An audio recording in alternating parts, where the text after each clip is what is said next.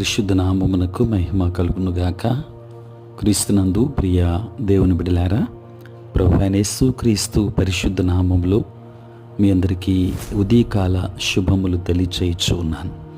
ఈ దినమంతయు మీకు మీ కుటుంబానికి దీవెనకరముగాను ఆశీర్వాదకరముగాను దేవుడు అనుగ్రహించాలని మీ కొరకై ప్రార్థిస్తూ ఉన్నాను.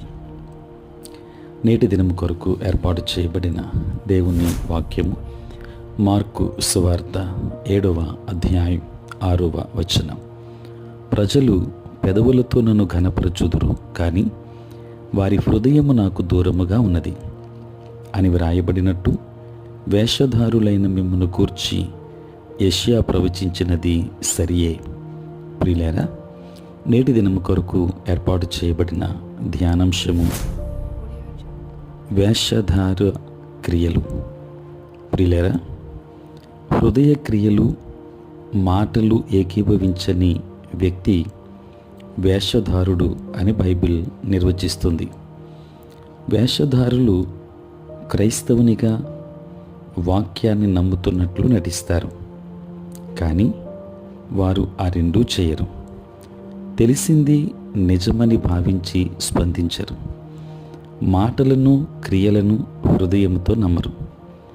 నీతిగా పరిశుద్ధముగా కనపడటానికి మాత్రమే చేస్తారు. వారి ఒప్పుదల హృదయము నుండి చేసేవి వాక్యముతో ఏకీభవించినప్పుడు మాత్రమే నిజముగా రక్షింపబడతారు. ఈ రీతిగా కొద్దిమంది వారి యొక్క ప్రవర్తన మనం గమనిస్తాం. ప్రియులారా, వేషధారి పదం హుపోక్రిటే గ్రీకు పదం నుండి వచ్చింది. అనగా వేదిక మీద పాత్రను పోషించడం, నటుడు అనర్థం. నిజమైన గుర్తింపును దాచిపెట్టడానికి పెద్ద ముసుగులు వేసుకొని గ్రీకు రోమా నటులు నటించడం ఆచారం. అయితే ఒకరు చేపట్టని లేని నమ్మకాలకు, అనుభూతులకు, లక్షణాలకు ముసుగు వేయడం లేక అభద్రతయే వేషధారణ అవుతుంది. ప్రియులారా, వేషధారణ ముసుగు వెనుక నిజ అనుభూతులను దాయడం సమాజంలో ఆచారముగా ఉంది. ప్రజలను గాయపరిచే విషయాలను వ్యూహాత్మకంగా ఉద్దేశపూర్వకముగా చెప్పనప్పటికీ పేరుగాంచని సత్యాన్ని కూడా పలికే స్థలం, సమయం కలదు. నీ హృదయంలో నీ సహోదరుని మీద పగపట్టకూడదు. నీ పొరుగువాని పాపము నీ మీదికి రాకుండానట్లు నీవు తప్పక వారిని గద్దింపవలెను అని లేవియ కాండం 19వ అధ్యాయం 17వ వచనములో ప్రభువు చెప్పారు.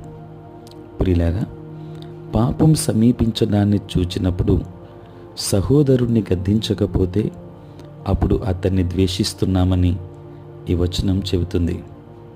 దేవుని బిడ్డలారా,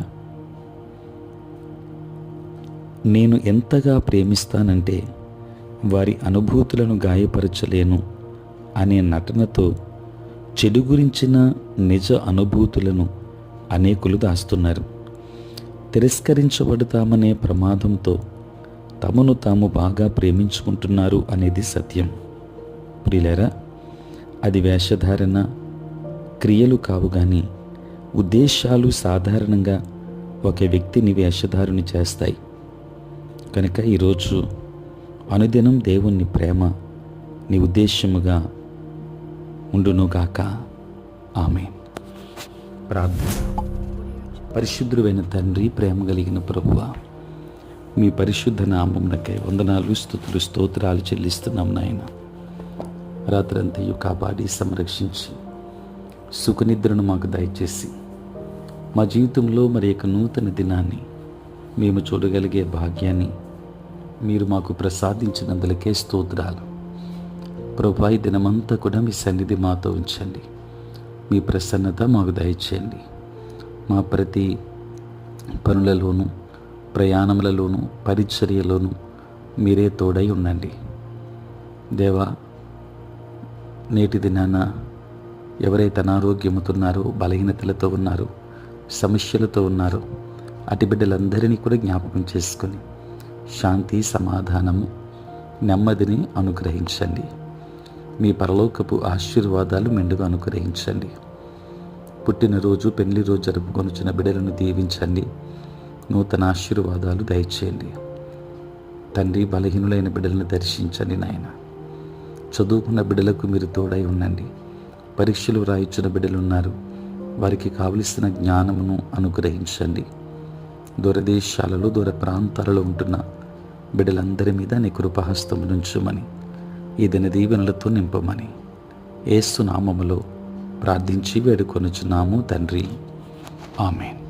తండ్రి, కుమార, పరిశుద్ధాత్మ త్రియేక దేవుని దీవెన సదా మీకును మీ కుటుంబానికి తోడై ఉండి సంరక్షించును గాక. ఆమేన్.